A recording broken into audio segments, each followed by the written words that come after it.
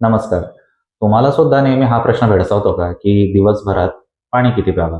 3 litre, 5 litre की शरीराच्या वजनाच्या प्रमाणे? नक्कीच पडत असणार आहे. तर चला, मी वैद्य कौस्तुभ बाटे. आज ही तुमची अडचण आयुर्वेद शास्त्रानुसार पाणी किती प्यावं, हे सांगून तुमची अडचण दूर करतो. मला सुद्धा माझे पेशंट दरवेळेस विचारतात, की डॉक्टर पाणी किती प्यावं? पाणी कमी प्यालं तर किडनी स्टोन होण्याचा त्रास राहतो.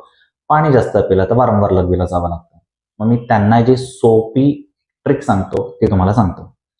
पाणी एवढ्या प्रमाणात प्यायलं गेलं पाहिजे, की तुमच्या लघवीला जळजळ किंवा आग होणार नाही किंवा लघवी ही पिवळसर होणार नाही. एवढ्याच प्रमाणात त्यांनी पाणी प्यावं. तर तुम्ही म्हणाल, हे प्रमाण तुम्ही कसं ठरवता?